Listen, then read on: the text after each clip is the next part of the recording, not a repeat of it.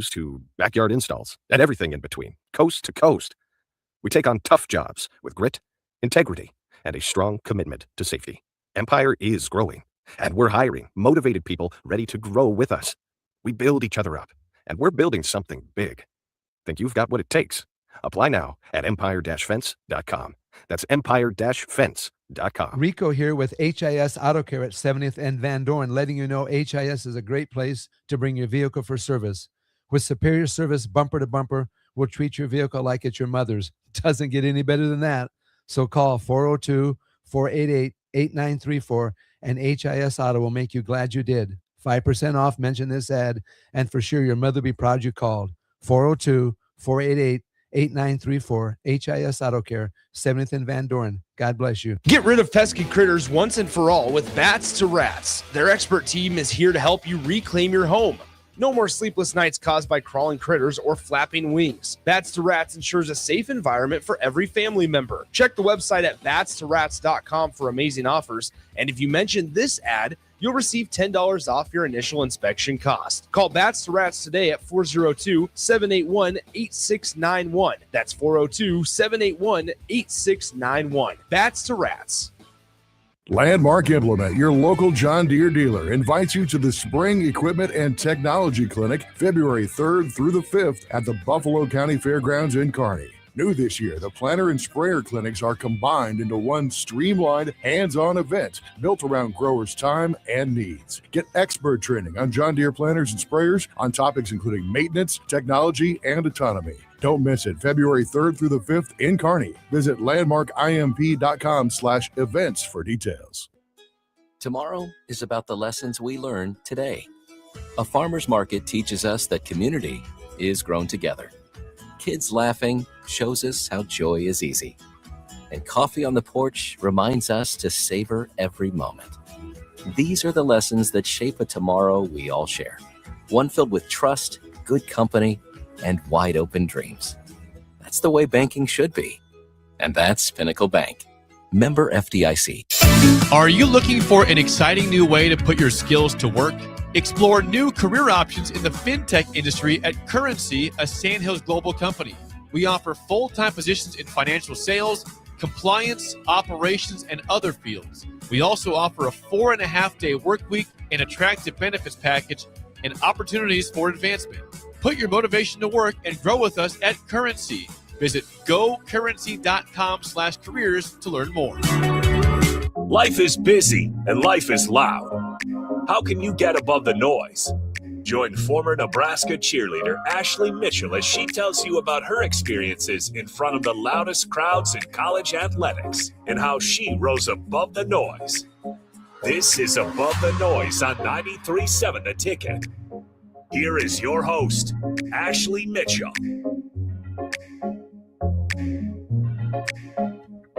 Hello, hello. Welcome back to Above the Noise. I am Ashlee Mitchell, your host, and today I'm really excited about this conversation.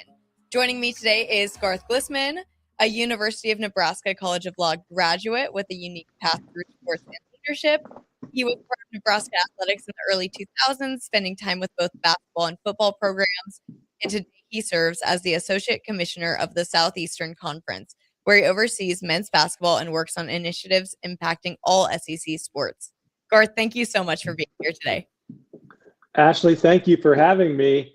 When I started to think about all the things that you and I have in common, University of Nebraska athletics, and then the real kicker, law school and sports radio simultaneously, I thought I have to do her show. I'm so thankful that you were able to make it on today. But I was just talking to somebody about this today. The crossroads in our paths are actually just very crazy to think about. Probably not too many people that do sports radio when they're in law school, although there's interesting students that come through the law school from time to time. And so you never know. But I would like to think that you and I are probably part of a relatively small group. So thanks for having me on your show. It's been a while since I've been on Lincoln Airwaves in the evening. When I was in law school, I actually used to be on a show pretty regularly from 4 to 6 p.m.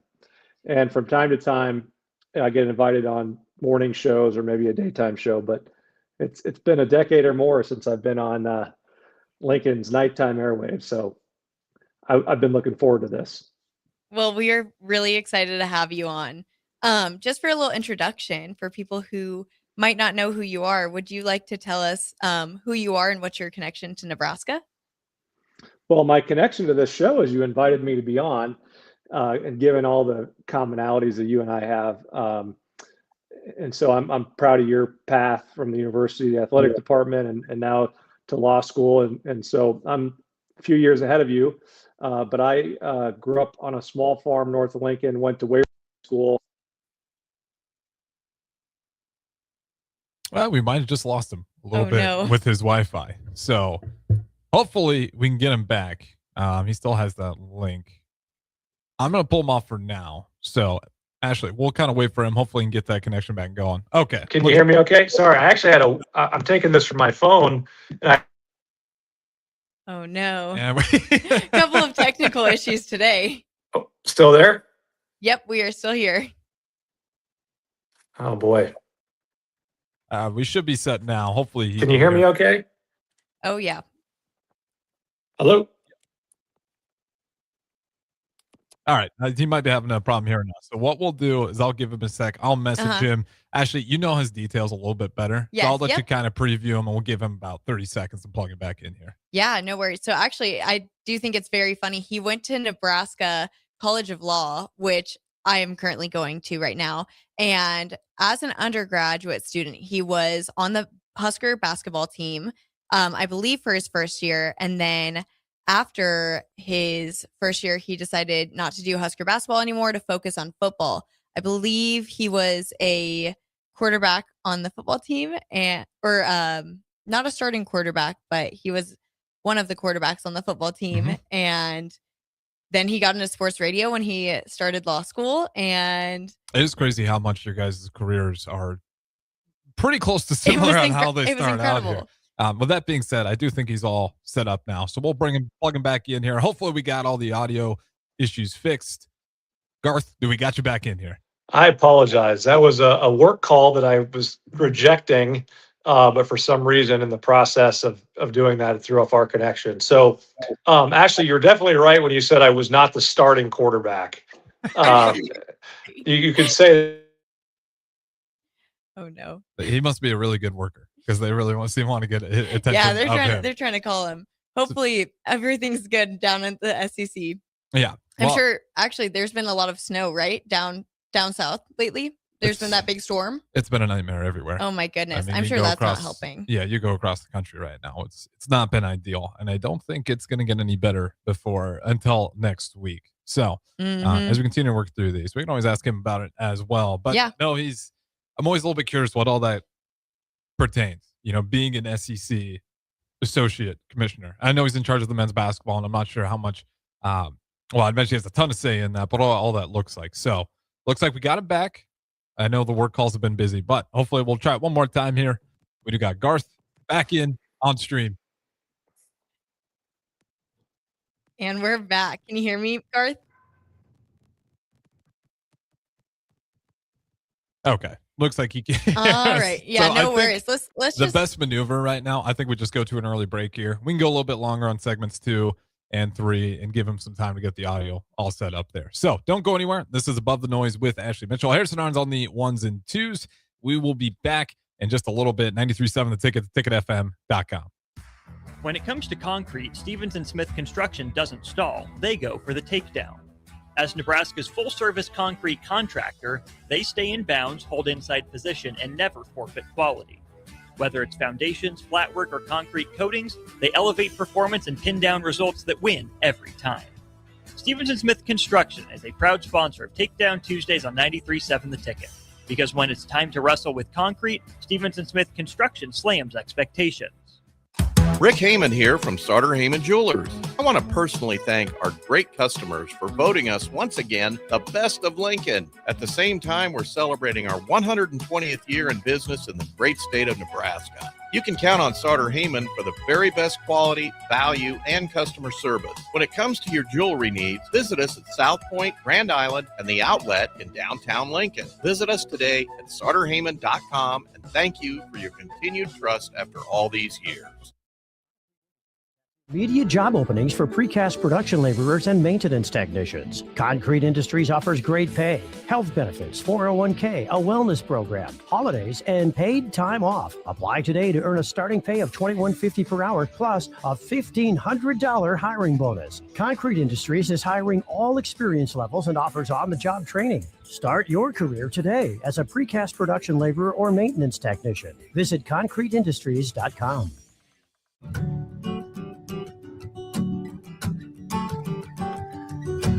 Way out there where the sun comes up under the big red sky, I do life the way I love, with family by my side.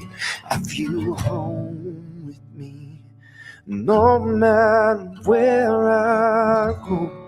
Proud of where we're from, excited for where we're going. Pinnacle Bank, the way banking should be. Member FDIC. Winter is upon us. Is your home prepared? If your furnace isn't keeping up or you've thought about replacing it, John Henry's has a new year, new unit special. When you purchase a select heating and cooling system from John Henry's, we will give you the furnace for free. There are also equipment and LES rebates up to an additional $850. This offer expires February 28th, so don't miss out. Find out more at jhlincoln.com or give John Henry's a call or text today. 435-5555. So as women, we're so hard on ourselves, and I just wanted a simple way to feel confident again and to feel like me again. And the Spectrum 7 at Max Tan gave me that little spark back and can also give it to you too. A full body light that makes my skin and my spirit feel brighter. A lot of people in the summertime think, gee, I want to build a new home. By the time they go through the process of sitting down, getting the permits, and getting the home started, the home isn't done until January or February. Bob Benish of Aspen Builders, and they've built neighborhoods in and around Lincoln for over 25 years. I think the best time to start designing your new home is the month of January, because get an early start on it. Sit down, the snow's flying, let's sit around the table, let's drop some plans, let's put numbers together, let's get a budget put together, and let's get that thing started so that the home's done in summer or fall before school starts. So now is really the time to be contacting us to get an appointment to get the job done. Make your dream a reality and call Aspen Builders at 423-6811. Online at aspenbuildersinc.com. Your dream home is waiting at Aspen Builders. Are you looking for an exciting new way to put your skills to work? Explore new career options in the fintech industry at Currency, a Sandhills global company. We offer full-time positions in financial sales, compliance, operations, and other fields. We also offer a 4.5-day work week, an attractive benefits package, and opportunities for advancement. Put your motivation to work and grow with us at Currency. Visit gocurrency.com/careers to learn more. At Parkview Animal Hospital in Lincoln, it's not just their professional care that sets them apart, but their warm staff and state-of-the-art facilities. Whether it's for a routine checkup or a comprehensive medical procedure, at Parkview, your pet isn't just another number, but a valued member of their caring family. Visit them at pahlincoln.com today and in person just south of 14th and Pine Lake Road. Parkview Animal Hospital, your pet, their passion for happier, healthier, furry friends. Tired of your furnace running overtime this winter? Let Heartland of Nebraska Windows save the day. Upgrade to stunning, energy-saving triple-pane vinyl windows installed by their team of experts. Every window comes with a lifetime warranty on everything, all for a price you can actually afford. Free estimates, flawless replacements, and peace of mind from a family-owned business you can trust. Don't wait. Call Heartland of Nebraska Windows at 402-430-3852 or visit windows.com.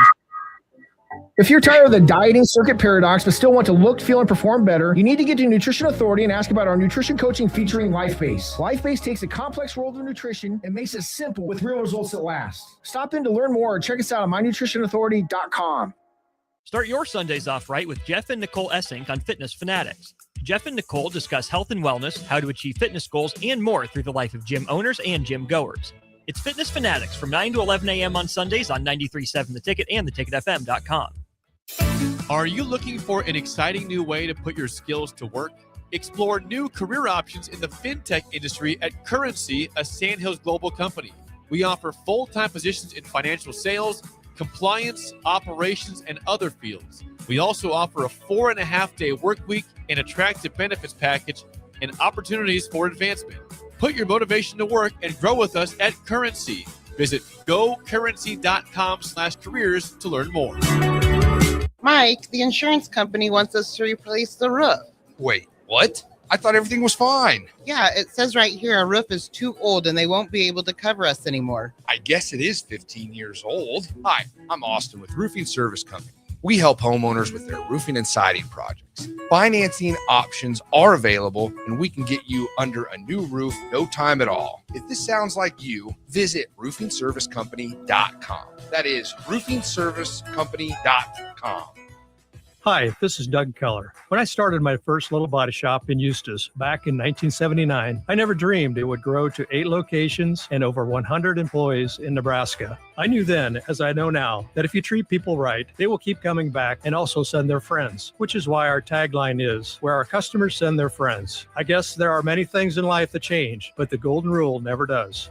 The most recommended Eustis Body Shop. That's who we are. In a world where Wi-Fi battles rage and bandwidth is never enough, one family dares to connect it all. Work from home, influence all day, stream all night, and game to win. Deadlines, downloads, and dance-offs, all happening under one roof, flawlessly. Can your internet provider do that? Fiber fuel your household at allofiber.com/all-in. Back to Above the Noise on 93.7 The Ticket. Here is your host, Ashlee Mitchell. Hello, guys. Welcome back. We experienced a couple of technical difficulties, but I think we got it sorted out. Garth, can we hear you? And I'll have you unmute yourself there, Garth. All good. Ready to rock and roll. All right, there we go. Okay, so we left off a second ago talking about where you're from in Nebraska. Where are you from again? I grew up just outside of Lincoln on a small farm. Didn't live in Lincoln, but consider Lincoln home. That's where you came into town and do all your shopping. So consider Lincoln home, but I went to Waverly High School. That's awesome. So did you do any sports in Waverly in high school? I played all 3 sports growing up and through high school: football, basketball, and track and field. And as an athlete, I never accomplished everything that I wanted to. So by no means should people look at my athletic career as a blueprint. But there's a lot of aspects of my life now where I look back and I'm thankful for the breadth of experiences that I had when I was younger. And I think it's been an advantage for me. And so certainly today, I think, the trend is earlier and earlier specialization. And you see parents trying to help their kids get a competitive advantage by focusing them in a particular sport or activity. And speaking from experience and also a lot of the research and data that I've studied, I think it's accurate that you can, as a young athlete, get an advantage by specializing earlier, but you're likely to plateau. Whereas someone that has a good baseline of general experiences may not peak quite as early, but they will continue to improve and then ultimately excel because that breadth of experience has a lot of value as you go through life and encounter different types of experiences, different types of people. And so it's good to have that depth of experience to draw from, both athletically and beyond. Wow, that is great to hear. And I'm sure that's from a professional. You've seen so many different athletes grow, whether it's, I guess, in the NBA or even now with the SEC. For people who might not know exactly what you do, I actually had Harrison our producer asked us earlier, what exactly does an associate commissioner do? Depends on the day and depends on the time of year. So it's, late January, we're in the middle of college basketball season. When I was first hired by the SEC, I was hired to run men's basketball. That was about 2.5 years ago. Since that time, I've added more responsibilities. And so it's not just men's basketball for me at this point.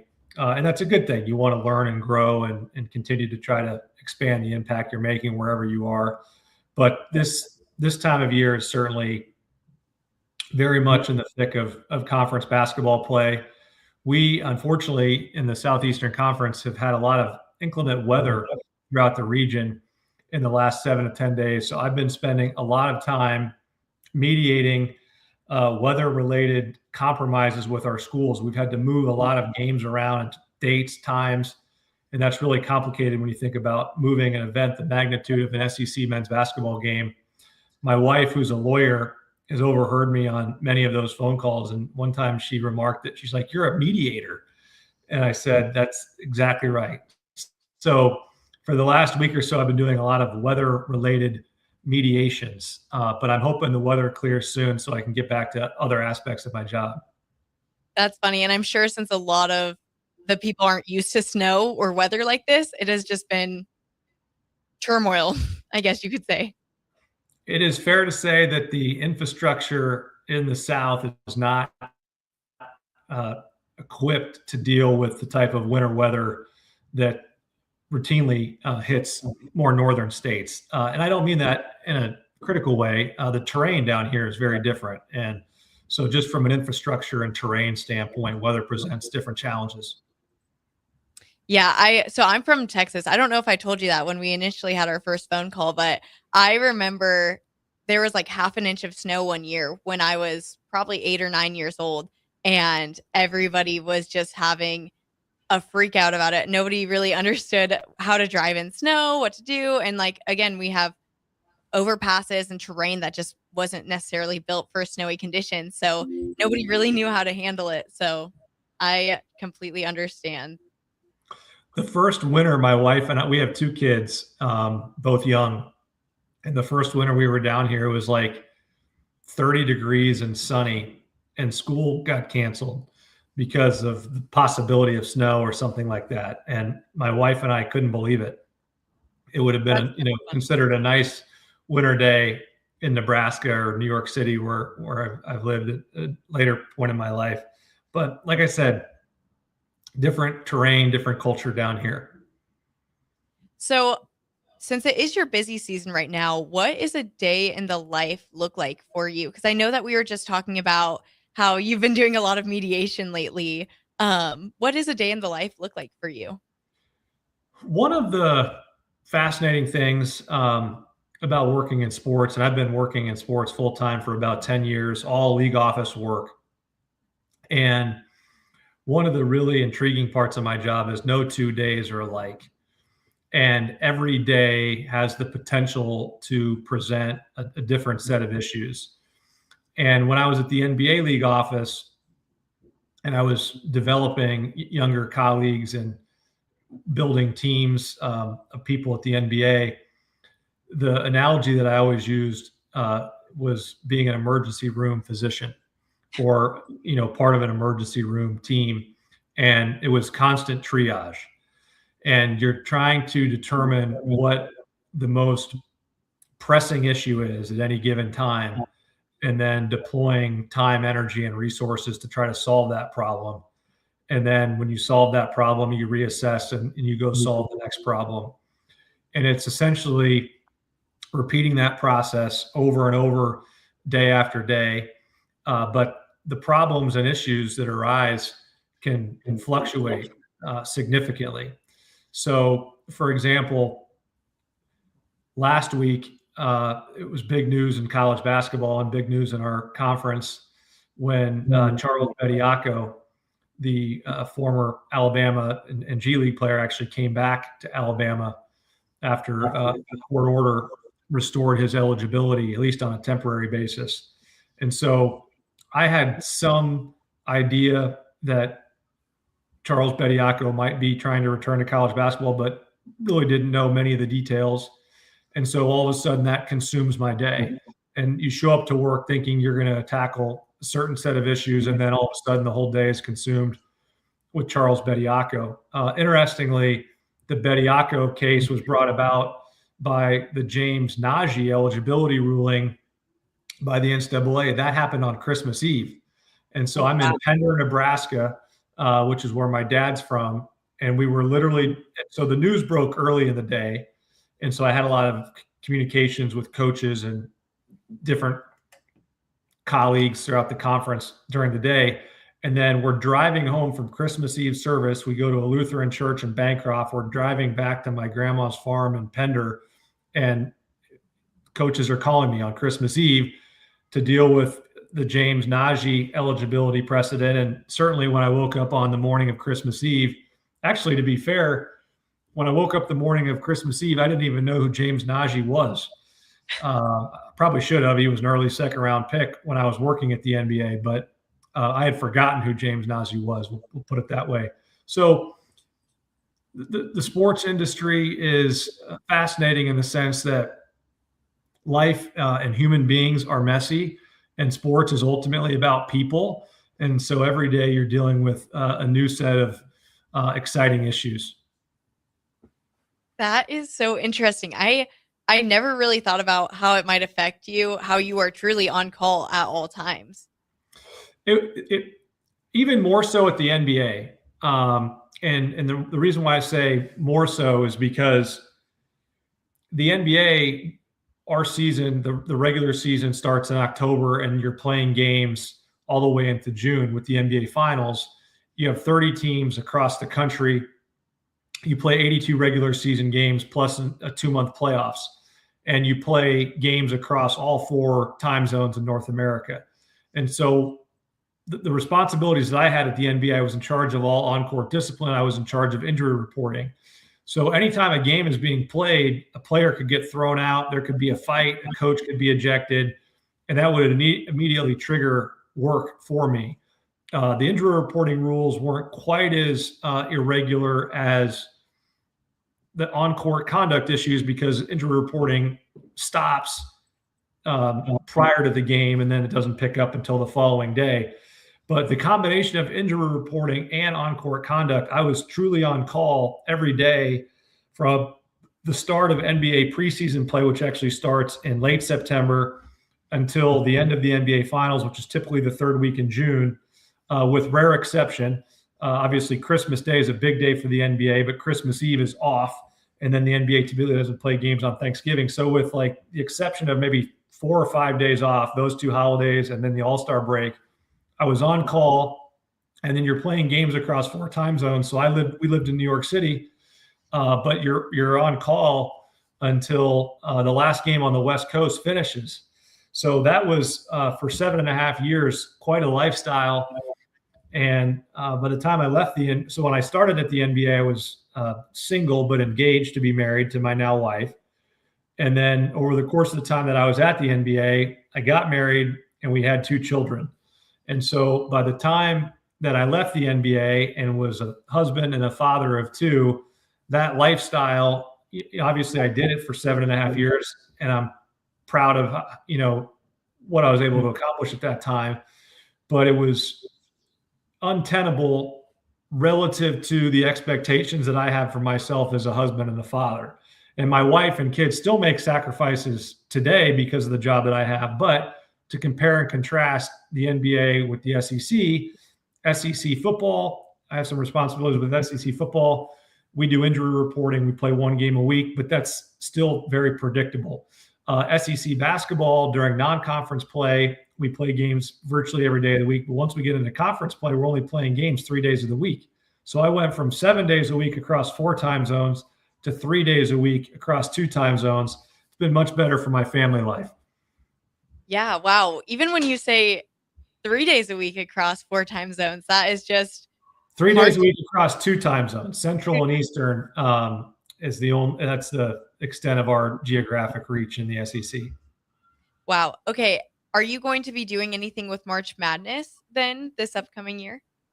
Well, I hope I'm as involved with March Madness this year as I was last year. So if you'll allow me to brag a little bit about the SEC, right? I have to do that, even though this is a Nebraska-centric conversation. So last year, SEC men's basketball set the all-time record for 14 teams to make the NCAA tournament. We have 16 teams in our league. 14 of the 16 made the tournament. The prior record was 11, and that was also a 16-team league. So the prior record throughout the history of college basketball, 11 teams out of a 16-team league. That was the Big East in 2012. We shattered that, 14 of 16 teams. We set the all-time record for most wins in the NCAA tournament with 23. We set the all-time record for most teams to advance to the second round with 8. All-time record for most teams in the Sweet 16 was 7. And then we had 2 teams in the Final Four. That is not an all-time record. And then we had a national champion in the Florida Gators. So last year throughout the NCAA tournament, I was flying all over the place trying to watch as many of those SEC games as I could. That was a historic year for us. It'll be tough for us or any other conference to match that anytime soon. So my involvement in March Madness is doing everything I can to support SEC teams. And since I've been in the conference, we've been fortunate both years. We've had at least one team in the Final Four.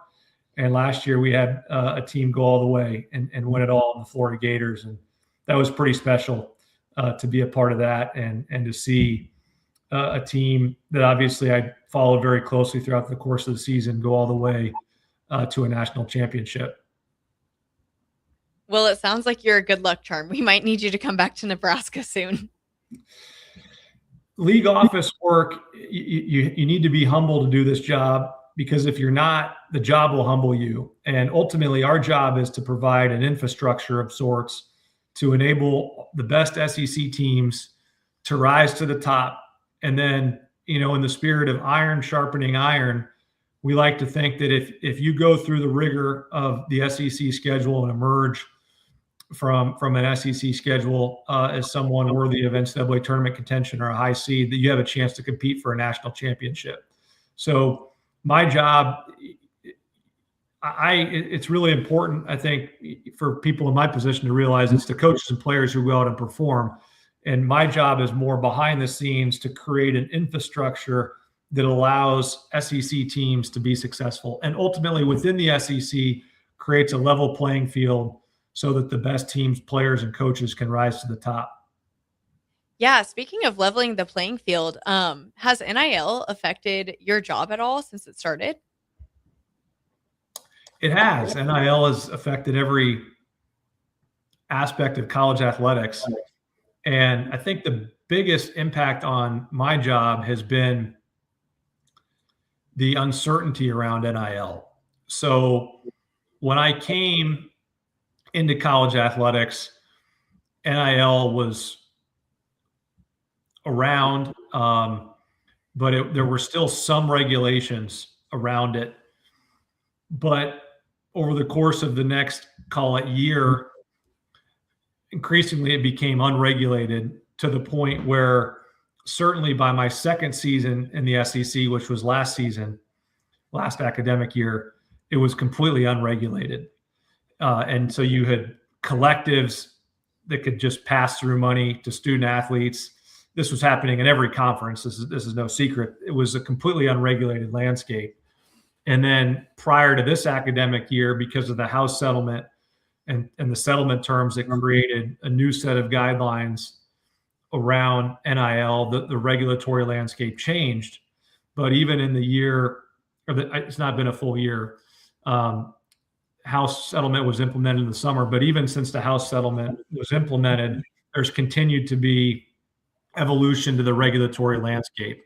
So the biggest challenge for coaches, administrators, and conference administrators and policymakers has been the evolution and continued uncertainty within the regulatory landscape. And that's frustrating for all involved, because to your point about a level playing field, that's what competitors crave. You want to know that you're competing on a level playing field so that you can win on the merits. And we still have work to do in college athletics to try to create a structure that provides that level playing field in a structure that can provide some stability for players, coaches, but also fans. Yeah, that's so interesting. I love hearing about NIL just because it is such uncharted territory and there is so much room for improvement. But is there anything that you would say fans misunderstand about NIL and conference decision making behind that? I think fans understand NIL pretty well. One of the points that I would make, generally speaking, about the chaos and lack of structure in college athletics is that it's not the NCAA or conferences that are making these rules that would seemingly defy common sense. What has happened is that mostly because of antitrust law, but litigation more broadly, again, most of the litigation that has been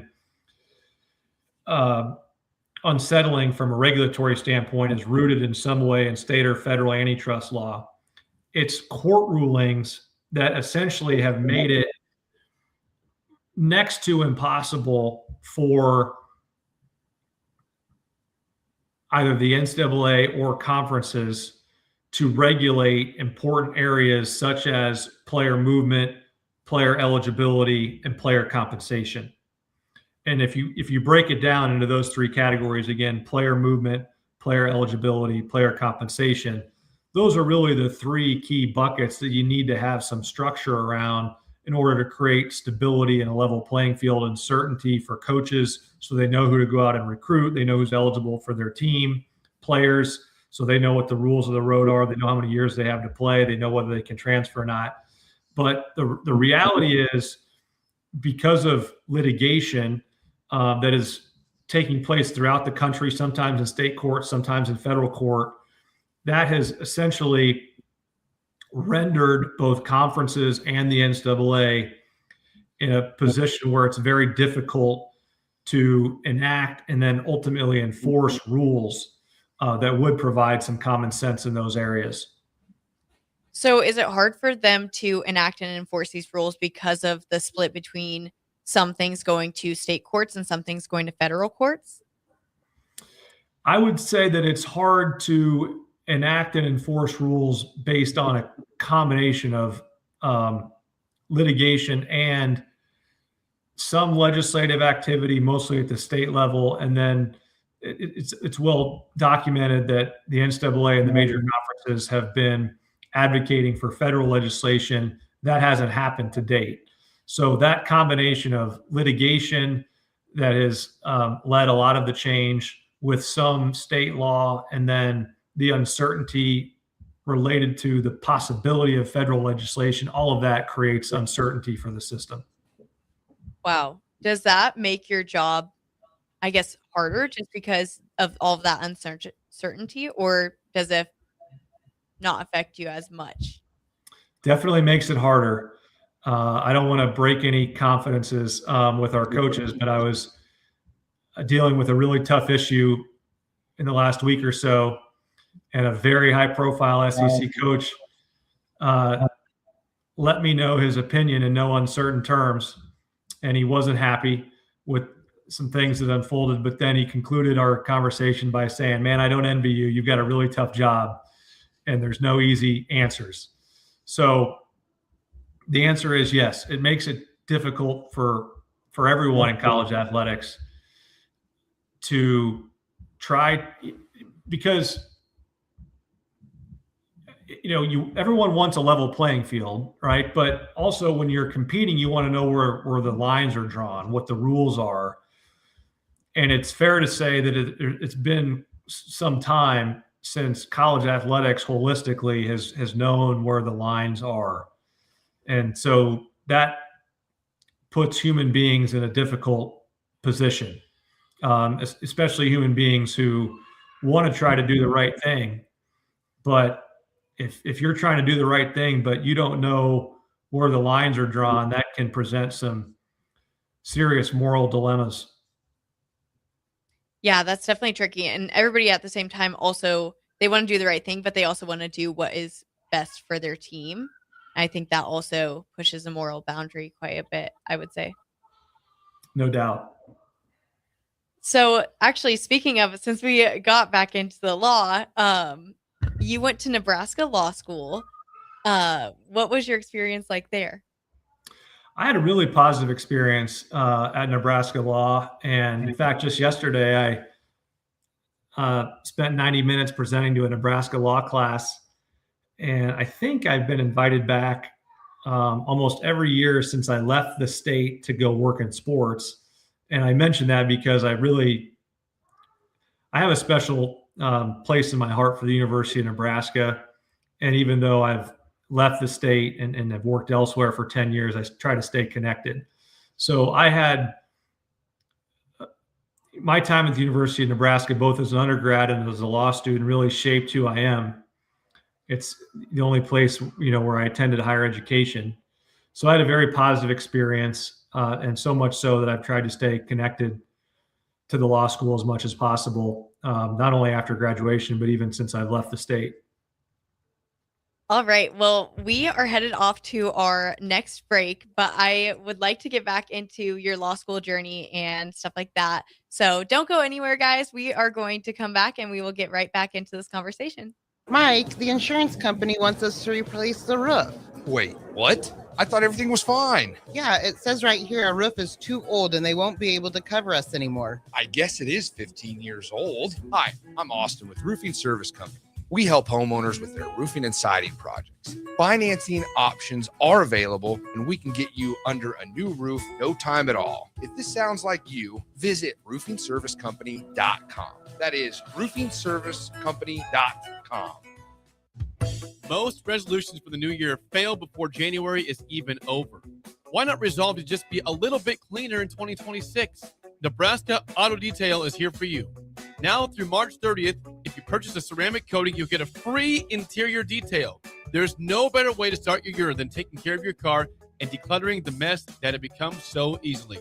Book your detail today at NebraskaAutoDetail.com or call Joe and the team at 402-601-5086.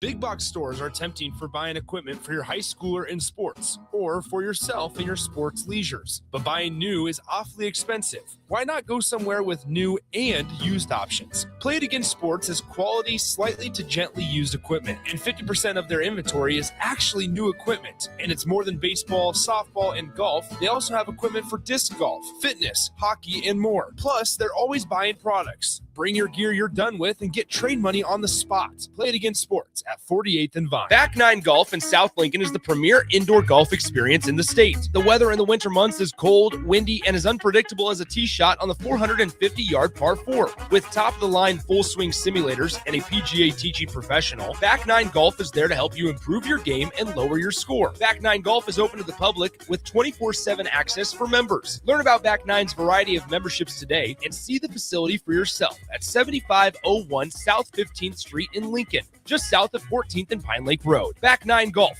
your premier indoor golf and events destination. Hi, this is Pastor Tom. Did you know there's a place kids can seek out help when they're away from home and something goes wrong? They find themselves in a difficult spot or even a dangerous situation. Maybe another child is bullying them or a stranger is following them. Perhaps on a date and things just go bad. In Lincoln, here's where they can find help. It's called Safe Place. Safe Place is a national program for children taking place in thousands of cities across the United States. The People City Mission is sponsoring this program in our community and has set up a number of businesses, fire stations, schools, and nonprofits around the city to become safe locations where kids can seek out help. They just need to look for the big yellow sign that says Safe Place on it. Then go inside and ask for help. We will be quickly connected to them and ensure they make it back home or to whatever resources are needed. If you'd like to find out more about Safe Place and ways in which you can get involved, just go to pcmlincoln.org. Remember, when we all do a little, we change a lot. Hey, it's me, your cell phone. We need to talk about something serious. I know you love me. I know you like using me wherever you are, but I feel like this isn't working out when you're driving. I know you may think that it's possible to focus both on me and the road, but I just don't feel the same way. I think we should spend time away from each other when you're driving. It's for the best. Visit StopTextStopWrecks.org. A message brought to you by the National Highway Traffic Safety Administration, Project Yellow Light, and the Ad Council. Want to make the easy call? Call John Henry's. From leaky pipes to a broken AC, flickering lights to furnace fights, even drains and duct cleaning, we've got it handled. Plumbing, heating, air, and electrical, all under one trusted roof. Proudly serving homes across Lincoln, Omaha, and surrounding areas, and ready 24/7. Visit calljh.com or call John Henry's. 435-5555. John Henry's Plumbing. and electrical. What does it mean to be rich? Maybe it's less about reaching a magic number and more about discovering the magic in life. I'm Ryan Buck, your Lincoln, Nebraska, Edward Jones financial advisor. Count on me for your financial strategies that can help support a life you love. Because the key to being rich is knowing what counts. Contact me today at 402-483-0377. Again, that's 402-483-0377. And let's find you rich. Edward Jones, member SIPC. If you're seeking a career with a growing company, Gaina Trucking and Excavating is hiring and looking for additions to their team. Gaina Trucking has a strong team culture, competitive pay, 401ks, and benefits like health, dental, and vision. Drivers are guaranteed 40 hours per week, even in the winter months, and are home every night. Start your career today at Gaina Trucking and Excavating. Apply today at GainaTrucking.com. Back to Above the Noise on 93.7 The Ticket. Here is your host, Ashlee Mitchell.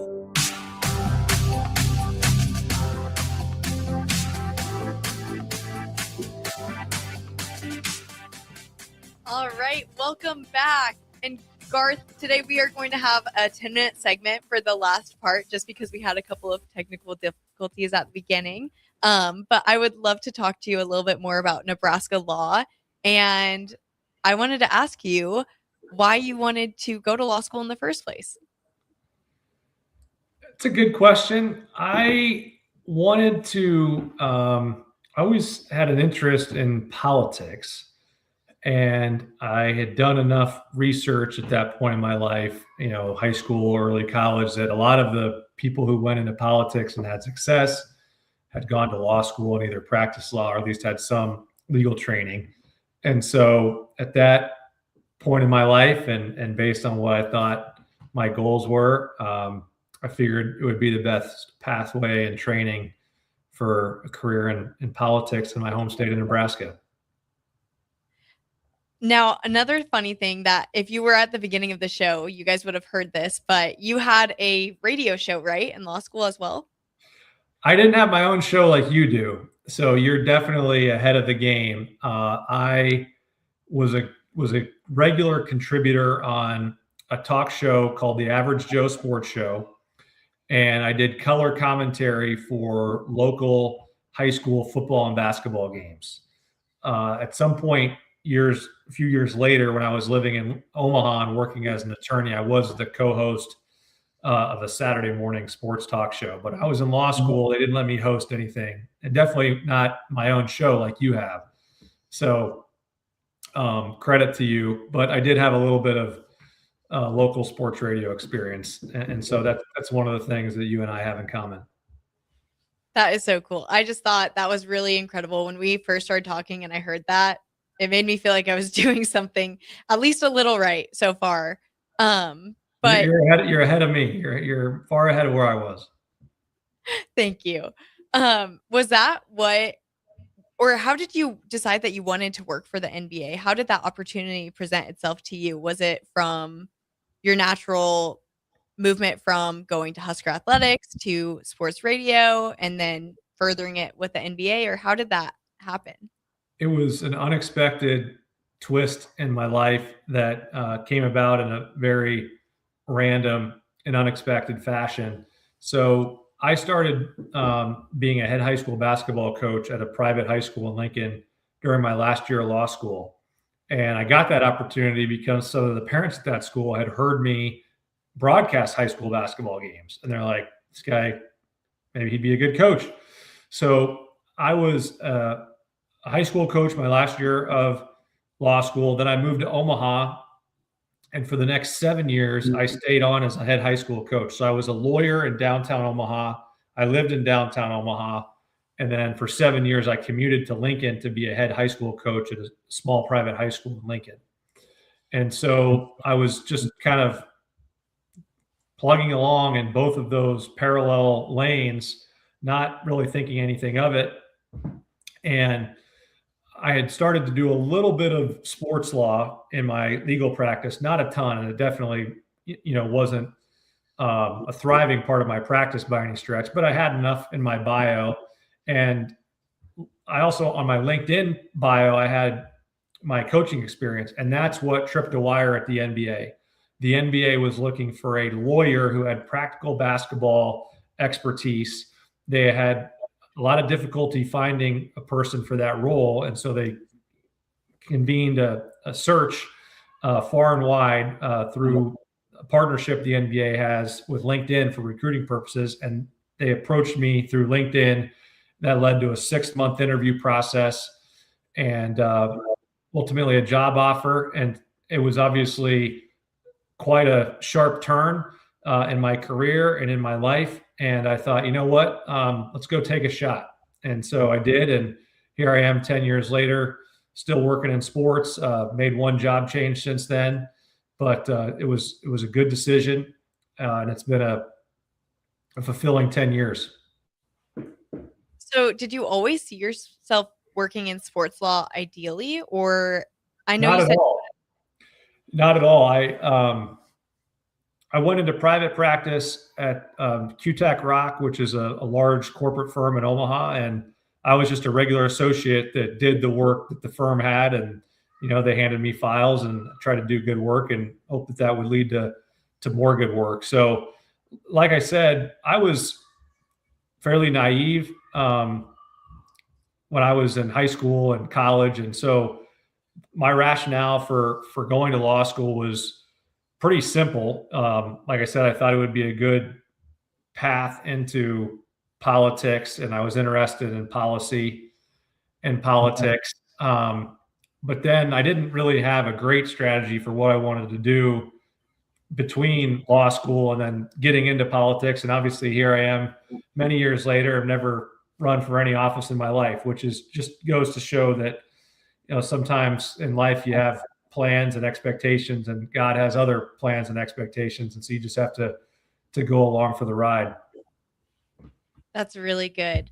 So kind of staying on that topic of just your life kind of turning out completely different than what you expected, but it turning out so good. What would you tell your younger self if you had them in the room with you right now? Don't be afraid of failure or adversity. In my mind, I had a lot of failure and adversity as an athlete in particular. I think back to all the goals that I set for myself as an athlete, and I don't think I accomplished any of them. I had a really bad injury my senior year of high school. Didn't, ever have my college career take off the way that I wanted it to. So that was certainly heartbreaking to go through those experiences at the time. But in hindsight, that was all rocket fuel and great motivation. So my advice to young people or anybody that's trying to improve their station in life, no matter how old you are, is don't be afraid of failure. Don't be afraid of adversity, because through those challenging times, even if it didn't unfold in the way that you had hoped, you can still learn and grow from it and ultimately be in a much better position. So one thing I've learned as I've gotten older, and my approach to my career, the way I manage is, I have that lawyerly instinct to balance risk in me. But ultimately I've found out that at my core, I'm not a lawyer who balances risk. I'm willing to take some big shots. And so I've taken some big shots in my life and missed quite a few of them, but I made a few as well. And so I'm going to keep taking shots. And I think anybody who wants to try to improve their station in life, no matter where you're from, no matter what stage of your life you're in right now, no matter how old you are, don't be afraid to take some shots or big swings, whatever sports analogy you want to go with. And even if you have some failure, adversity along the way, don't let that stop you.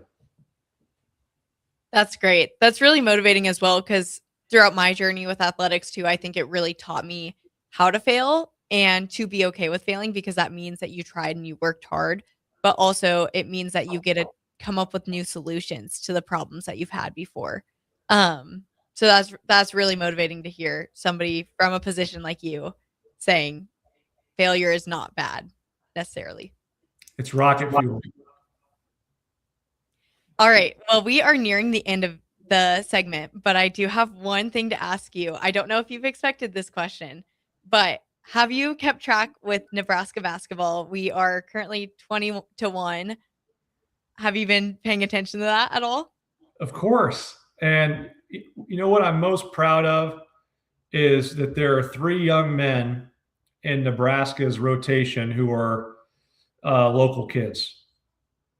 Sam Hoiberg, Brandon Frager, and Cale Jacobson from Ashland Greenwood. All of those kids, essentially within a short drive of campus. And that to me is a really heartwarming story, because those kids have an understanding of what it means to play for the university. None of them were particularly highly regarded recruits. I don't mean that in a disparaging way. I just mean, when you look at basketball recruits and what it takes to be the 5th ranked team in the country, you're most of the time talking about 4- and 5-star kids that had offers from everybody and are on NBA draft boards from the time they're 18 on. And that's not the case with those 3 local kids. But I think they represent the state well. I think they've shown a lot of pride. I see some of their post-game interviews, and you hear them talking about what it means to play for the University of Nebraska, representing their home state. And so it's a special team. When they lost on the road at Michigan, I actually had more respect for them after that game than before, because they did it without 2 of their top 3 scorers. So obviously I root for the university no matter what, unless they're playing an SEC school. But to me, there's even special meaning, more special meaning, I should say, because there's 3 local kids that are such a central part of this year's team. And I think you're seeing the people of Nebraska rallying around the team and rallying around those 3 young men in particular. Well, that is such a perfect way to end the show today. Thank you so much, Garth, for being on the show. It was truly an honor. And thank you guys for listening in today. Until next time, you are listening to Above the Noise.